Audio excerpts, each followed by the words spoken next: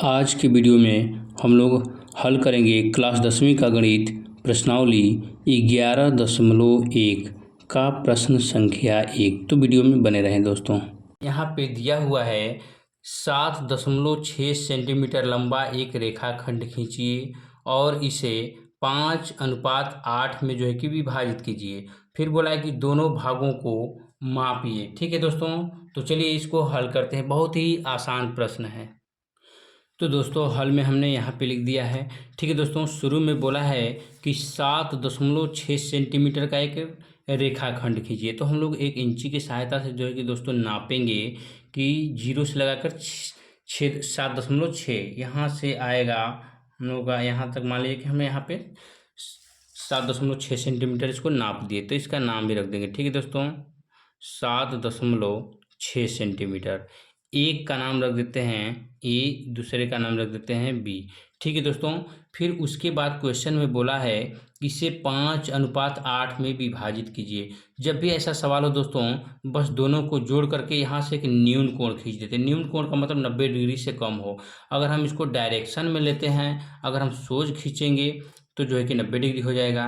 तो हम जितना हो सके हम कम लें, उतना ही हमारा जो है कि रचना अच्छा बनेगा। ठीक है दोस्तों, तो यहाँ से हम जो है कि 13 सेंटीमीटर नापेंगे। ठीक है, क्योंकि अनुपात में बोला है तो हम जोड़ करके नापते हैं, नियम होता है दोस्तों। तो यहाँ से जो है कि आप जो है कि 0 से लगा करके 13 सेंटीमीटर का एक लाइन खींचिए। तो यहाँ से लगाकर हम लोग एक लाइन खींचते हैं, यहाँ से लगाकर यहाँ तक। ठीक है दोस्तों, ये हो गया 13 सेंटीमीटर। इसका कुछ नाम रख देते हैं, इसका नाम रख देते हैं एक्स। ठीक है दोस्तों, अब देखिए इसको बराबर जो है कि टोटल 13 भागों में नामकरण कर सकते हैं। ठीक है दोस्तों, ये आपकी मर्जी है, अगर कर दीजिएगा तो और अच्छा रहेगा, बेटर रहेगा। तो इसका हम नामकरण कर ही देते हैं। ठीक है दोस्तों, ऐसे रख करके पॉइंट रख करके 1 2 3 4 5 6 7 8 9 10 11 12 13। ठीक है दोस्तों, इसका नामकरण रख दीजिए। जैसे यहाँ पे हो जाएगा A1, यहाँ पे हो जाएगा A2, A3, A4, A5, A6, A7, इसी तरह आप 13 तक लिख सकते हैं दोस्तों।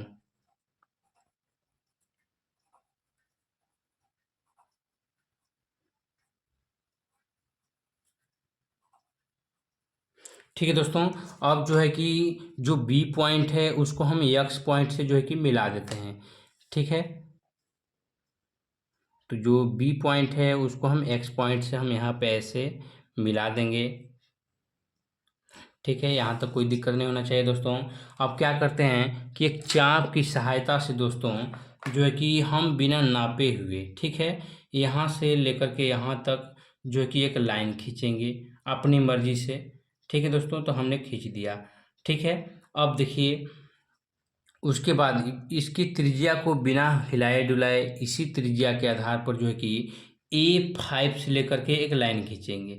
ठीक है दोस्तों, A5 से लेकर एक लाइन खींचेंगे। तो ऐसे हमने एक चाप काट दिया। ठीक है दोस्तों, उसके बाद अब क्या करते हैं कि इसको हम जो है कि इसकी दूरी को नापते हैं कि ये आखिर इसकी दूरी कितना है।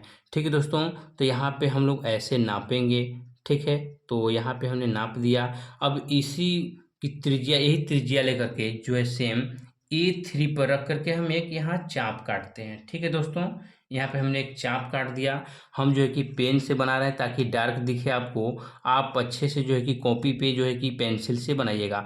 फिर जो है कि इस पॉइंट, जो यहाँ पॉइंट हम काटे हैं, इस पॉइंट को जो है कि A5 वाले पॉइंट से मिला देना है, क्योंकि 5:8 में व्यक्त करना है। ठीक है दोस्तों, तो जो है कि हम लोग कुछ ऐसे करेंगे। ठीक है, ऐसे हो गया हम लोग का ये लाइन। तो इस तरह से जो है कि हमारा रचना हो गया है। अब लिखते हैं इसके चरण को। तो दोस्तों यहाँ पे हम लिख रहे हैं रेखाखंड जो है कि ए बी बराबर कितना खींचा है दोस्तों, 7.6 सेंटीमीटर। ठीक है दोस्तों, खींचा। उसके बाद रचना के चरण नंबर 2 में इसको लिखेंगे। जो जैसे जैसे किए हैं बस उसी के बारे में दोस्तों लिख देना है। ठीक है दोस्तों, तो आप लोग अच्छे से देख लीजिएगा। यहाँ पर हम लिखेंगे ए से एक रेखाखंड ए एक्स खींचा। ठीक है दोस्तों, ए से एक रेखाखंड ए एक्स खींचा। तो ए से एक रेखाखंड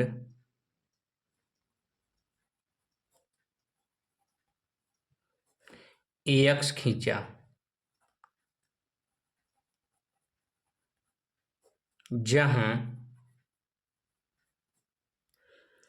जहां कोण BAX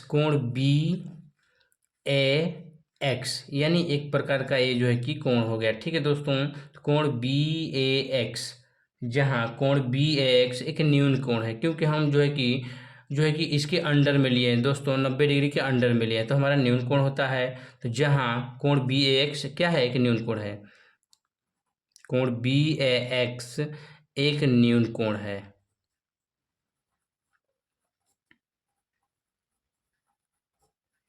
ठीक है दोस्तों, इसी तरह जो है कि हम उसके पूरे चरण को लिख लेते हैं। तो फ्रेंड्स, इस तरह से जो है कि रचना के चरण हमने पूरे लिख दिए हैं। चलिए हम इसको बारी बारी से समझाते हैं। नंबर 1 में लिखे हैं दोस्तों, रेखाखंड AB बराबर 7.6 सेंटीमीटर एक खींचा। ठीक है दोस्तों। नंबर 2 में A से एक रेखाखंड AX खींचा। ये भी सही है दोस्तों, A से रेखाखंड AX खींचा। ठीक है। उसके बाद नंबर 3 में AX पर जो है कि 5 + 8 यानी 13 बराबर बिंदु पर एक चाप काटा। ठीक है दोस्तों। उसके बाद A13 को B से मिलाया, A13 को क्या किया, B से मिलाया, इस लाइन को मिला दिया। उसके बाद और A5 पर A13 के कोण बनाते हुए, A5 पर यानी A5 पर A13 के कोण बनाते हुए दोस्तों, यानी इसी का जो त्रिज्या लिए थे, इसके यहाँ से रख करके एक चाप काटे थे। ठीक है दोस्तों। फिर उसके बाद A3 पर रख करके एक चाप काटे थे, फिर यहाँ इसका नाम रख दिए थे हम लोग B, और इस पॉइंट से B पॉइंट से जो है कि A5 को क्या किए, मिलाए। ठीक है दोस्तों। तो A13 को B से मिलाया और A5 पर A13 के बराबर कोण बनाते हुए एक रेखा A5C खींचा, जहां A13 B समानांतर A5C के जो है कि बराबर है। देखिए दोस्तों, ये एक समानांतर रेखाएं हमको मिल गई। अगर इस लाइन को हम जितना आगे ले जाएंगे, ये कभी आपस में मिलेगा नहीं, और इसकी दूरी बराबर एकदम बरकरार बनी रहेगी, इन दोनों के बीच की दूरी। ठीक है दोस्तों, ये दूरी बराबर एकदम बरकरार बनी रहेगी। अब उसके बाद जो है कि नंबर 5, अतः AC अनुपात CB बराबर हो जाएगा 5:8। ठीक है दोस्तों, ये तो पता ही है। और फिर मापने पर लास्ट में बोला है, तो दोस्तों जो है कि हम जो है कि AC को मापते हैं। ठीक है दोस्तों, AC को जब हम मापते हैं, इसका नाम जो है कि A हो गया, B हो गया, इसका नाम जो है कि C रख देते हैं। तो AC को हम मापेंगे दोस्तों। ठीक है। तो कुछ जो है कि